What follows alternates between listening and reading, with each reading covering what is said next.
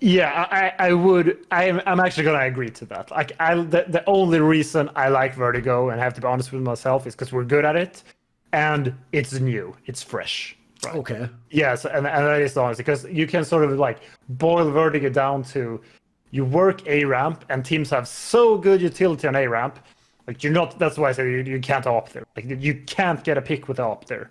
Like you have to sort of get blinded and then just sort of flick into the sickest shot ever, and then you just risk dying. Like that's the only shot, and then you're gonna fall back.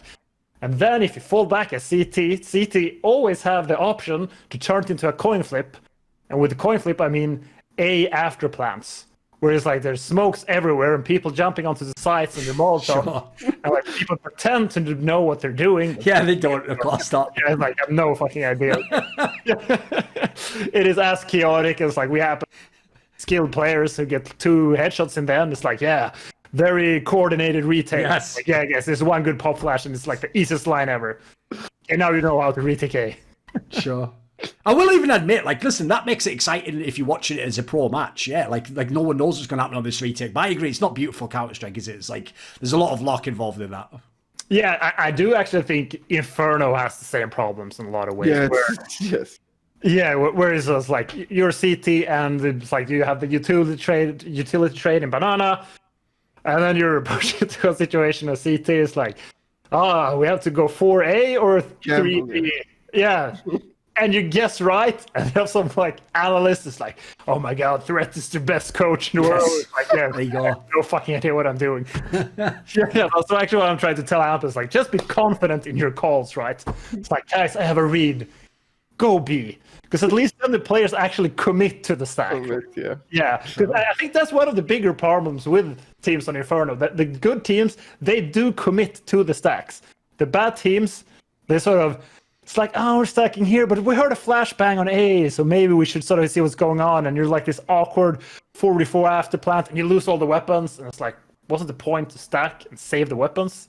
Yes. Yeah, and then you just lose all the rounds. So, sorry, keep going. Yeah, that's why I think Inferno is actually quite a bad map in like tactically. That's interesting because we had one thing in Big back then. We were so confident on our B executes or on our Inferno executes. It was during the time when we made like the top 8 to made PGL, and we won 3 games on Inferno. We were so confident in our executes that once we did our default and pushed like all the enemies back and took all the equipment, Gob always said during the round, guys, let's type in chat, we will come B. They should go with 5 people B. It didn't matter for us. We were so confident in our execute because we knew we played the round before that very well. They don't have much equipment. We boxed them into a small position where they can only be. And we just destroyed them. So it was a funny thing. That is a important thing that people, if they, what you said, like people have to commit sometimes. And even though there are 3 people, you have to be confident and trust in your execute and waypoints and also reads from a first person running in. And that's where we were fortunate with Tubson, for example. He had very good reads and destroyed teams with even more people on the bomb side. Yeah, I remember like you really popularized this sort of heavy B executes because like if you do it properly and you have the utility ST is sort of like it's hard for you. Yeah, exactly. I remember SK in when Fur and Fallen were defending. I mean, they were great that year, 2017. Yes. But boy, were they really bad at defending B on Inferno. Yeah.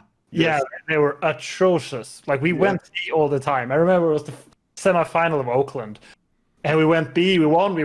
Like Fur just like he just throws a flash over the roof, like misses it. He force runs out, and we just kill him. And it's like Fallen has an op, we just go B, out trade him. And it's like, okay, we're done the 7 rounds. We should go A. They're gonna 3-man stack. Cold Sarah like no, and he gets like 4 kills with the op, and we just go back to B. Yes, cool. So sort of back on the track where we went only catwalk on in Fnatic. It is. Sometimes it really is that simple. You just need sort of just the execution has to be really tight.